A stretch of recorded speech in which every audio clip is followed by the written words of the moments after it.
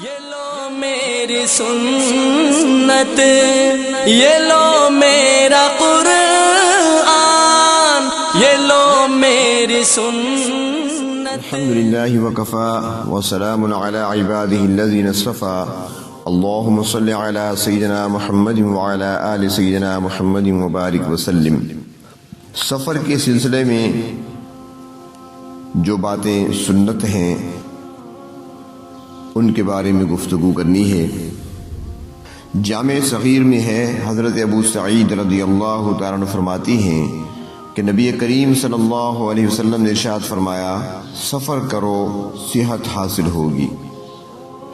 اور ایک دوسری روایت میں آتا ہے، کنز العمال میں حضرت ابو ہریرہ رضی اللہ تعالیٰ عنہ سے روایت ہے کہ سفر کرو صحت مند رہو گے۔ مطلب یہ ہے کہ بعض اوقات گھر میں طویل قیام سے طبیعت گھبرا جاتی ہے، سفر سے ہوا پانی کی تبدیلی ہوتی ہے، مختلف علاقوں کی ہوا اور کھانے پینے سے صحت پر اچھا اثر پڑتا ہے اور تبدیلی ہوتی ہے، اور تبدیلی ہوا سے طبیعت میں نشاط پیدا ہوتا ہے۔ مختلف لوگوں سے ملاقات اور گفتگو طبیعت کو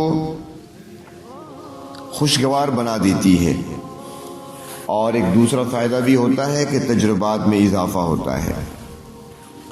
لیکن سفر چونکہ مشقت کا باعث ہے، اس لیے بخاری شریف میں اور مسلم میں روایت ہے، حضرت ابو ہریرہ رضی اللہ تعالیٰ عنہ فرماتے ہیں کہ نبی کریم صلی اللہ علیہ وسلم نے ارشاد فرمایا کہ سفر مشقت کا ایک حصہ ہے کہ آدمی حسب عادت و آرام کھانے پینے اور سونے سے محروم رہتا ہے، تو فرمایا جب ضرورت پوری ہو جائے تو گھر آنے میں جلدی کی جائے۔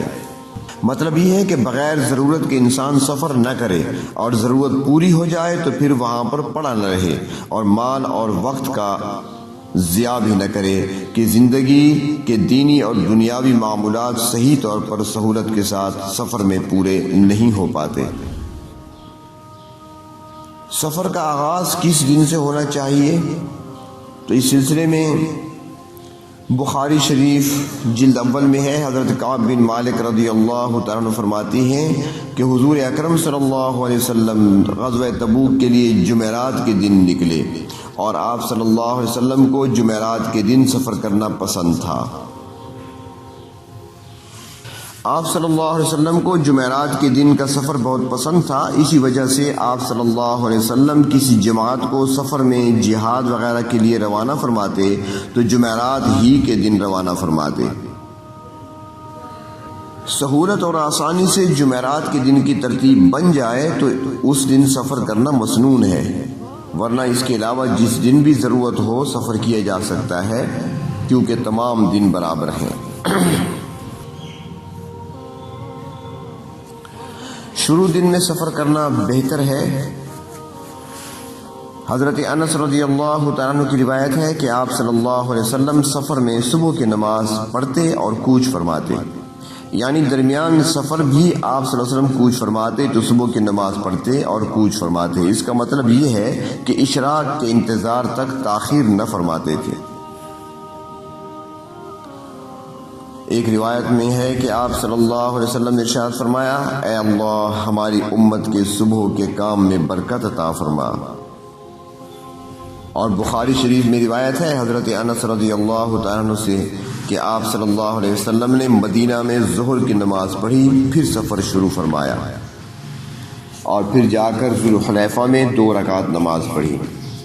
مطلب یہ ہے کہ شروع دن میں بہتر ہے سفر کا آغاز، مگر اس کی ترتیب نہ بن سکے تو ظہر کی نماز کے بعد نکلا جا سکتا ہے کہ آپ صلی اللہ علیہ وسلم نے بھی ظہر کی نماز سفر اختیار کیا ہے،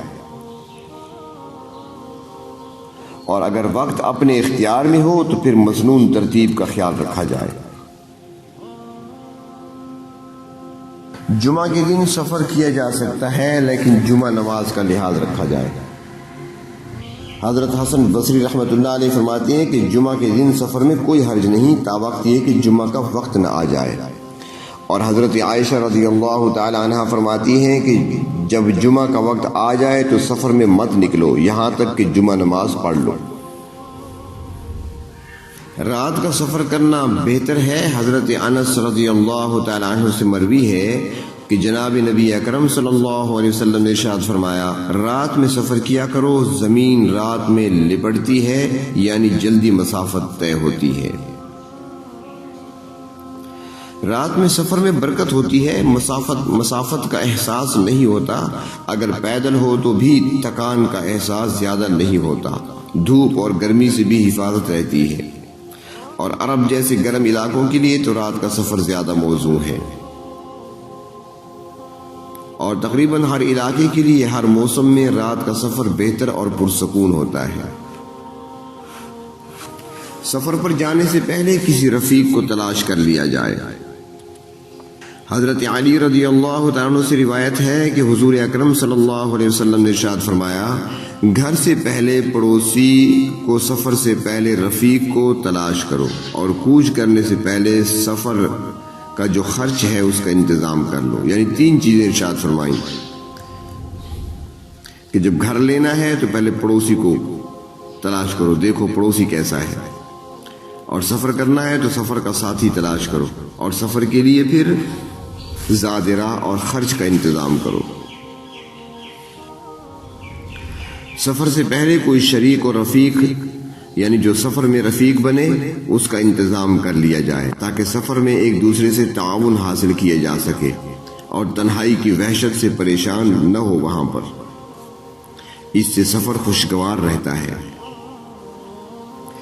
اور بخاری شریف میں ہے، حضرت ابن عمر رضی اللہ تعالی عنہما سے روایت کہ نبی اکرم صلی اللہ علیہ وسلم نے ارشاد فرمایا، اگر لوگ جان لیتے کہ تنہا سفر میں کیا نقصان ہے تو کوئی رات میں تنہا نہ چلتا۔ حضرت فاروق اعظم رضی اللہ تعالی عنہ فرمایا کرتے تھے، نہ تو کوئی تنہا سفر کرے اور نہ ہی کوئی اکیلے گھر میں سوئے۔ پہلے وقتوں میں چونکہ سفر پیدل یا اونٹ یا گھوڑوں پر ہوتا تھا اور جنگلوں بیابانوں سے گزرنا ہوتا تھا، چوروں ڈاکوؤں کا خطرہ لگا رہتا تھا، تو اس لیے حضور اکرم صلی اللہ علیہ وسلم نے منع فرمایا اکیلے سفر کرنے سے۔ آج کے زمانہ میں چونکہ اس قدر خطرات نہیں ہیں، اس لیے اگر ضرورت پڑنے پر یا اچانک اور اتفاقاً تنہا سفر کرنے کی نوبت آ جائے تو یہ ممانعت میں داخل نہیں ہوگا، لیکن پھر بھی چاہیے کہ اکیلے سفر نہ کیا جائے، رفیق سفر تلاش کر لیا جائے۔ اگر دوران سفر کوئی پریشانی پیش آ بھی جائے تو مدد کرنے والا کوئی ساتھی ساتھ ہونا چاہیے۔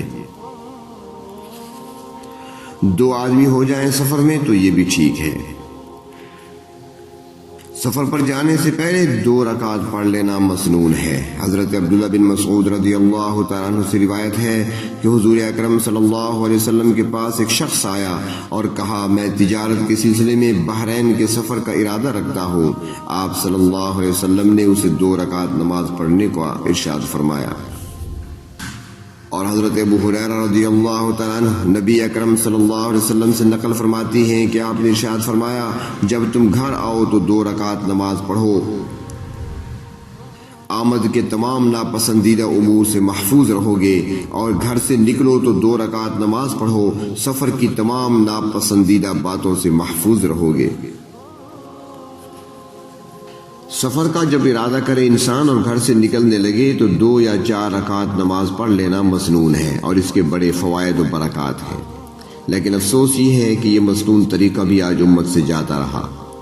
کہیں سفر میں جانا ہو، سامان اٹھایا، اہل و عیال سے گفتگو کی اور گفتگو کرتے ہوئے ہی چل دیا۔ اللہ تبارک و تعالیٰ اس سنت کو ہمارے ماحول میں ہمیں زندہ کرنے کی توفیق عطا فرمائے۔ اس کے بعد سفر میں پڑھنے کی دعائیں ہیں، اور سفر میں لے جانے کا سامان، اس کا ذکر انشاءاللہ اگلی مجلس میں۔ یہ لو میری سنت، یہ لو میرا قرآن، یہ لو میری سنت، یہ دکھلائے گی تم کو اب راہ جنت۔